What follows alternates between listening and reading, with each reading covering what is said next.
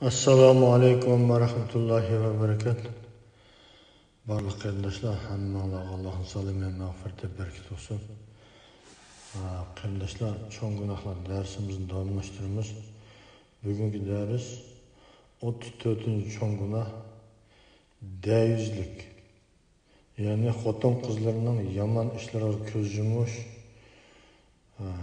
va ikki kishi orasini buzishga harakat qilish ve avratlarını içiviliş.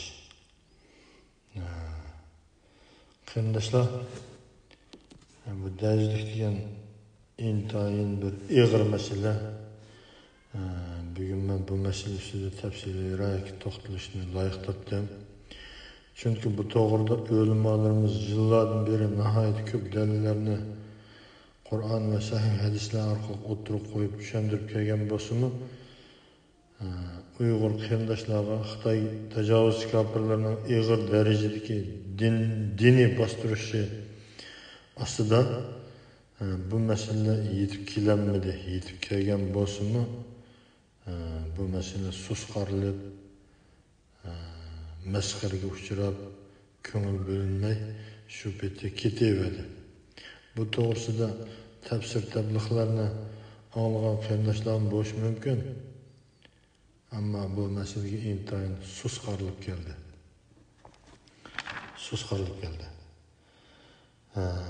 Bu yaqinqi yillarda o'tirib chiqqan bir turkum ozg'un toifa Payg'ambar sallallohu alayhi vasallamning hadislarini inkor qilib, asli o'zlari mushu deyuzlik masalasiga alohida ko'ngil bo'lib kelayotgan bo'lsa-mu, hadislarni inkor qilish yo'liga mang'andan keyin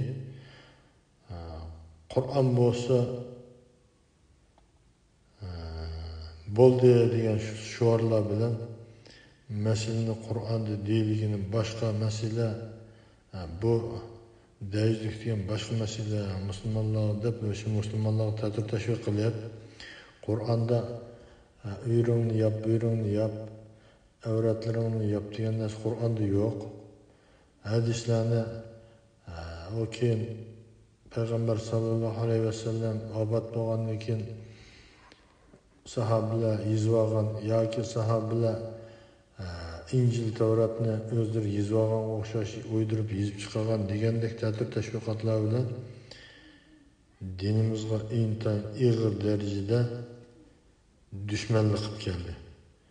Şuna bu temini qarindoshlar obdaroq yo'ritib bermasak, qiyomatda ig'ir azobga duchor bo'lgan vaziyatga kelib bordi. Shuningga qarindoshlar obdan diqqat qilib darsni obdan anglayli, ahamiyat berayli qarindoshlar. Undaqda deyuzlar kimlar? O'zini men musulmon deb atab İslamның davasını qiladigan qiz ayollar bo'lsin. İslamның davasını qiladigan desa, İslam davasını xalqaro davo qilgan deb tushunib qoldi ekan.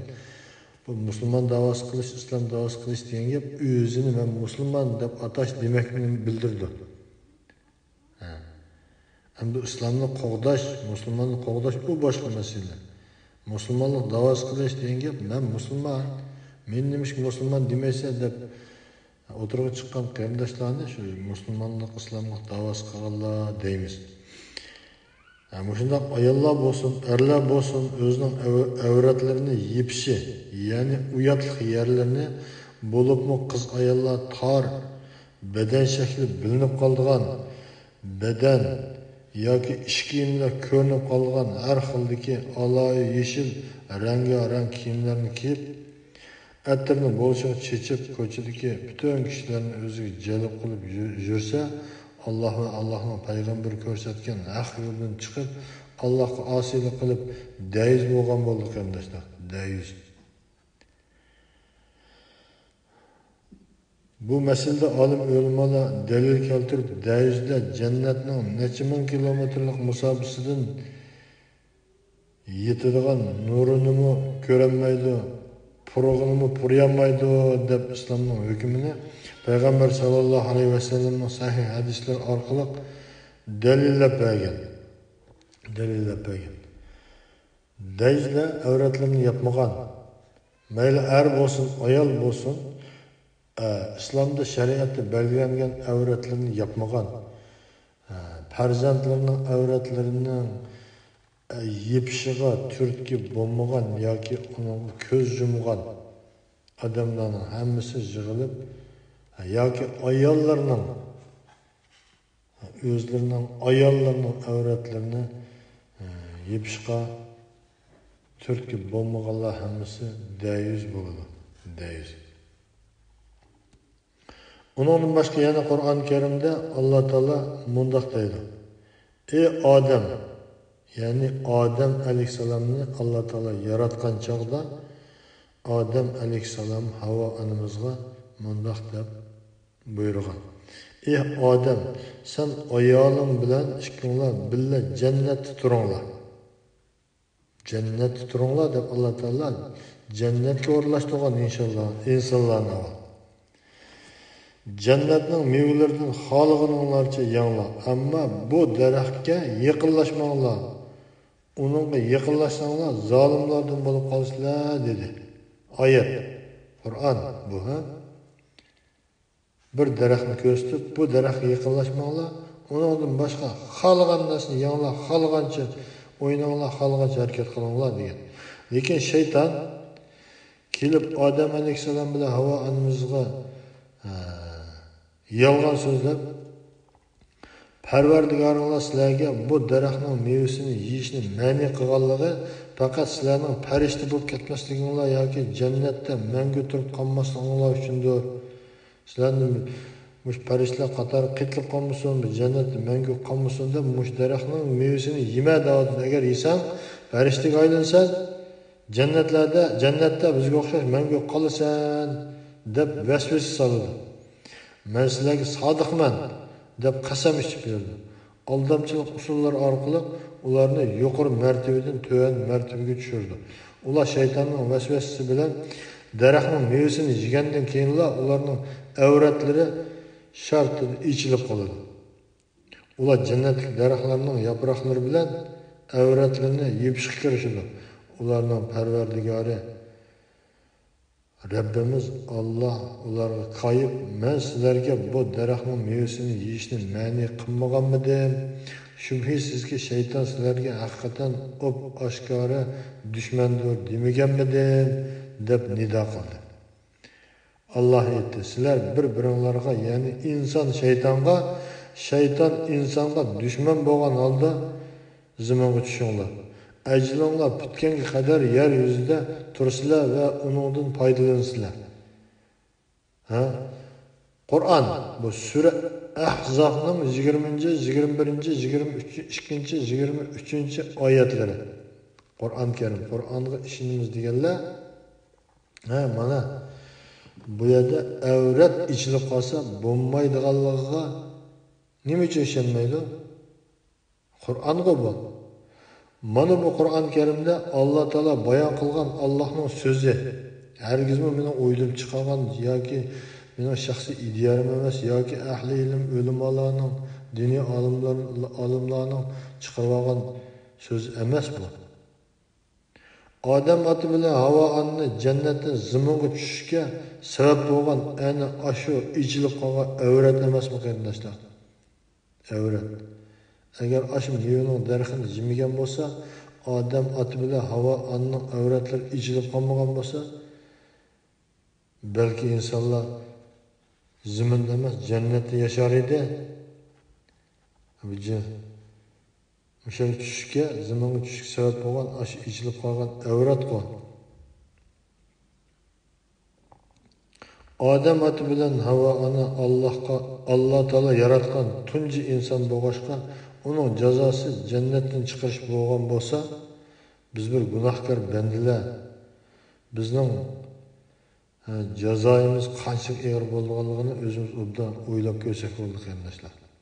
Obdan o'ylab ko'rsak bo'ladi. Deyizlar jannatning hidini pur yanmaydi, nurini ko'ranmaydi deganlikning o'zi. Do'zax sana tayyor bo'ldi deganlik bo'ldi qarindoshlar. Jannatga kirish emas, jannatni ko'rish emas, uning necha ming kilometrdan keladigan yedi va nurini ko'rolmaysan degan gap, shu do'zax kirsa degan gap bor. Mushu zimindagi qisqagina bir dunyoda 4 kun yalang'och va yarim yalang'och yurilish uchun o dunyodagi mangulik hayotlikning cheksiz azobi bo'lgan do'zaxdan o'rin zakos qilish nima degan bir arzimaydigan ish qarindoshlar. Arzimaydigan ish. Bu masalani jiddiy o'ylashadigan masala. Hozirgi vaqtdagi xotin qizlarning ko'kslarini ichib olishi, yonpashlarini ko'z qilishi, kindiklarini chiqarib olishi qandaqdir bir go'zallik bo'lsa, Alloh taolo odam oti bilan Havo onaning avratlari ichilib qolganda jannatdan chiqarib etmay ularni. Aksincha jannatning texmi yuqori martabali joylariga yetkazib mukofotlagan bo'ladi qarindoshlar. O çağda biz Adem ata Hava anның avlodlari bo'lgan bandalarmi bu zimində cheksiz gunoh bitib ketmay, qanday qilsam bir jannatga kiramiz andishida yurmay shu jannatda yashagan bo'lardik. Jannatda yashagan bo'lardik. Ma faqat Uyg'urlarga, musulmon Uyg'urlarga so'zlayotgan ish, kafirlar bilan ishimiz yo'q. Kafir yoki boshqa dindagilar bilan ishimiz yo'q. Qanday yursa bo'laverdi ular. Ba'zan qizlar ko'kslarini yerimigacha ichib olib, kindiklarini chiqarib olib, hatto yonpashlarining eriqlarining yerimini chiqarib olib, boshqalar shu joylarni ko'rsa, huzur his qiladi ekan. Huzur his qiladi ekan. Tov deyman bunga.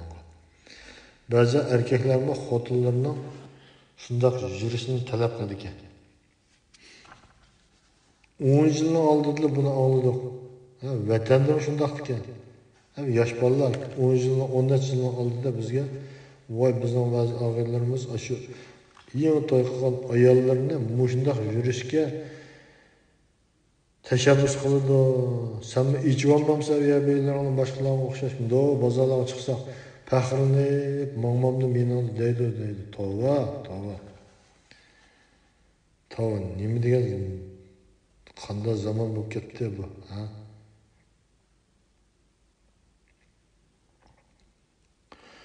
Boshqalar bilan ularning xotinlarini ashundoq avrat yerlarini ko'rib huzurlansa, men inson degan bir maxluqlar xo'shal bo'ladi ekan.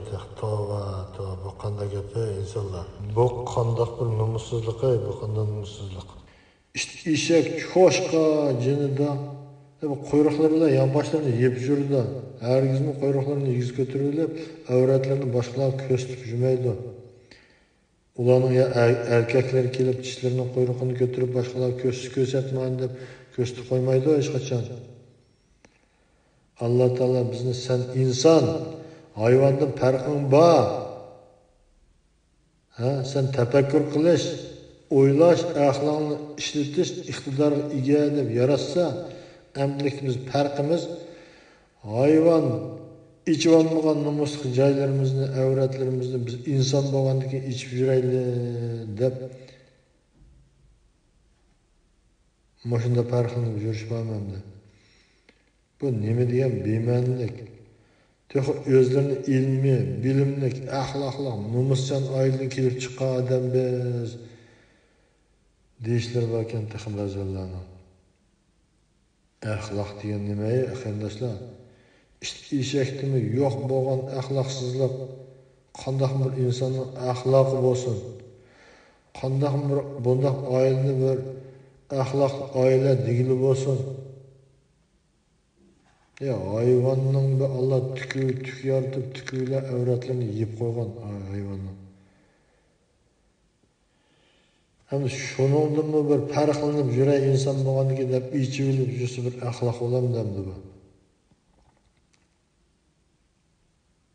Qizlarning avratlarini ko'rib, huzurlanib, shuning o'zini xo'shal his qilgan inson, oila qanday bir axloqliq, bilimlik, nomuschan oila bo'lsin, bundaq bir ota-ona qanday bir axloqli ota-ona bo'ldi qarindoshlar. Bizning urf dinimizni demaydi, urf odatimizni bir bir balchaqlarimizning bu ichida qolgan yerlariga qarab yuradigan, uning bilan birga bijalarni ichivas ko'chalarda bilan yuradigan bir ish yo'q-ku bu almisaqdan. Qiz bola bir dodining yurak parisi. O hergiz onun xotini emas, avratlarni ko'rib yuradigan, avratlardan huzurlanib yuradigan xotini emas, bu bir yurak parisi qizi onun. Can to'g'ri can, qon to'g'ri qon beradigan yurak parisi qizi onun. Undaq bo'lgan ekan bu dada qizning uyatli yerlarini ko'rib turishi bu haram bu. Muşunda haramga sukut qilgan, uni ko'rib yurgan dadini qanday bir layoqatli dada degan bo'lsin. Bu bir eng ashaddiy dayizlik bu, dayizlik. Men musulmon degan odamda bir islomiy axloq bo'lishi kerak. Islomiy axloq degan Alloh va Allohning payg'ambarining ko'rsatgan yo'li, chekligidan neri turadigan, Qur'on hadisning ro'yiga mahkam esiladigan, Peygamber sallallahu aleyhi ve sellem'in sünnetleri bilen mağdığan yol bu axloq. Dinsiz kapırlarga yokur dedik, bu talep yok. Ular halkını kılıverse boluverdi.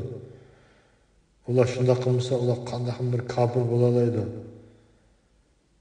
Ular şunda qılganlar Allah'ın ularga irade qilgan cehennemge o'tin bo'lishini şartını hazırlagan bo'ldi. Ular hakkında söz açmayımız bir yerde, ularla işimiz yok. Elbette her kişinin dinine itikat kılış, kılmaslık erkinliği var. Bu erkinlik kanda erkinlik, dini kirişten buruk erkinlik. İslam'da olsa dinine mecburlaş yok. Mecbur kirsen demeydi İslam'da. Ama şunu biliş gerek ki İslam'da halganca oyuncu kılıp oynaşmı yok. İslam onun herkes yol koymaydı.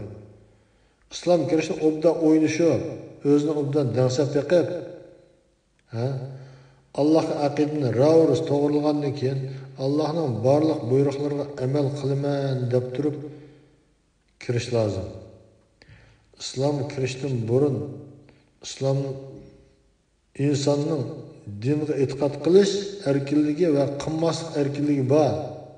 Bu deganlik nima qilsang bo'laverdi deganlik emas. Balki cennet yolunu tanlashmi yoki do'zax yo'lini tanlashmi? Bu senin erkinligin.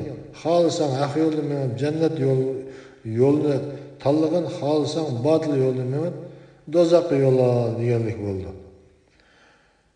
Ama İslam kirgandan keyin o erkinlikler yok.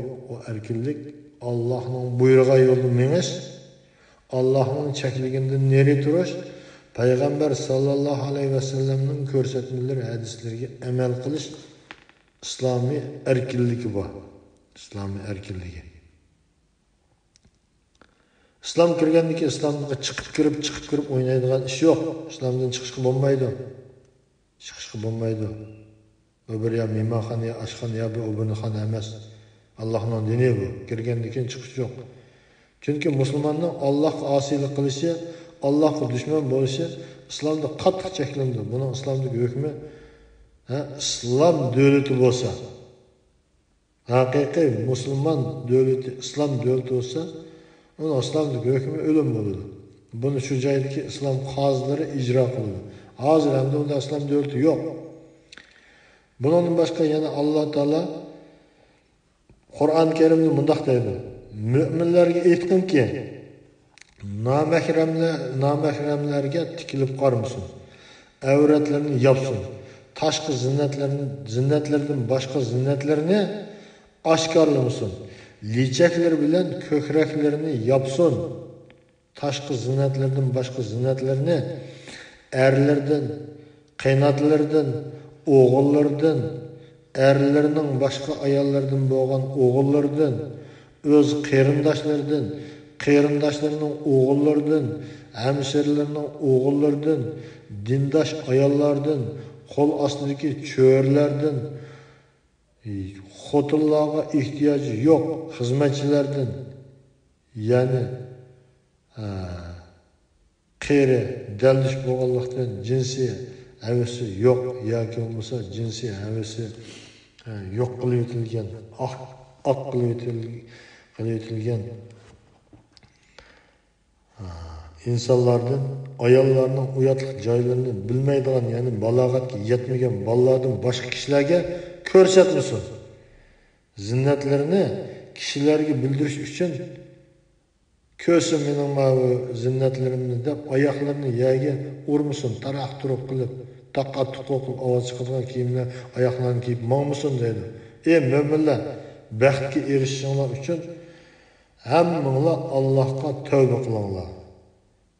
Sura Nurning 31-oyati. Oyat, Qur'ondagi oyat, Allohning dasturi. Mana bu yerda avratlarni yepishni buyuryapti. Lichaklari bilan ko'kraklarini mi yapson deydi. Lichak bosh kiydigan, bosh kiydigan narsa. Aşağıdaki aşı bosh kiydigan narsa bilan ko'kraklargacha yapson deydi. Tashqi zinnatlardan boshqa zinnatlarni mana shu yuqoridagi aytilganlardan boshqa insonlarga ko'rsatmasin deydi. Ko'rsatmasin. Agar unda bu qolsa Allohga tavba qiladi. Mana bu oyatda Alloh taolo avratlarni yepishni, hatto avratlarni emas, balki tashqi zinnat buyumlaridan boshqa zinnat buyumlarini nomahramlarga ko'rsatishga bo'lmaydiganligini bizga qattiq buyruq qildi. Bu Allohning buyrug'i. Qilmasa Allohga osiy bo'ladi, qilmasimi bo'laverdi deb qilaversa kofir bo'ladi inson. Kofir, dindan chiqadi.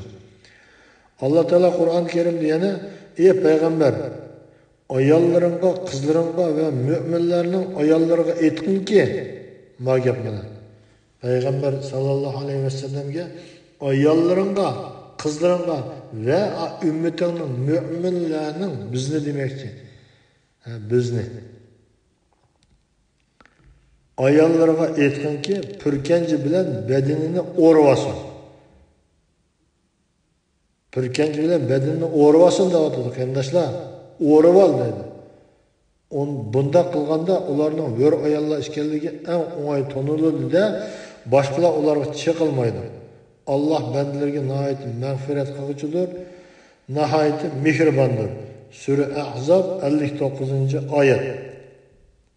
Mana bu oyatda Alloh taolo ayollar va qizlarni, hatto payg'ambar alayhisalomning ayollari va qizlaridan tortib hamma mo'minlarning, kofirlarning emas, qiz ayollarni kofirlardan farqlanib turadigan yo'r ayollar ekanligi bilinishi uchun hamda boshqalarning ularga chiqilmasligi uchun badallarini purkanji bilan o'rashni buyurgan. Mana bu Allohning buyrug'i. Siz barliq uyatli yerlaringizni ichib olib, kofirga o'xshayotsangiz, sizni qanday bir musulmon deyish mumkin qarindoshlarim? Allohning buyrug'i. Ba'zi odamlar biz Uyg'urlarningki Xitoy tajovuzchilarininki ig'ir zulmida, ta'sirida biz 70 necha yildan beri qallamizga, ideyamizga singib ketgan bir dinsiz ideya bo'lganligi uchun o'zini o'rib olgan qarindoshlarimizni mato hisoblaydigan, o'tganda bir ahmoq qor kiyim bilan o'rnib olgan ayollar bu Uyg'ur emas deb yuz qo'yibdi. Ya subhanallah, Alloh taolo o'rib olgan o'zini da'vatida. O'rib olgan. Oyat bu, Allohning buyrug'i. O'rib olgan da'vatida. Lichaklaring bilan yop, ko'kslaringgacha yop da'vatida. Tashqi zibu zinnatlarni boshqa zibu zinnatlarini boshqalarga nomahramlarga ko'rsatma da'vatida. Allohning buyrug'i.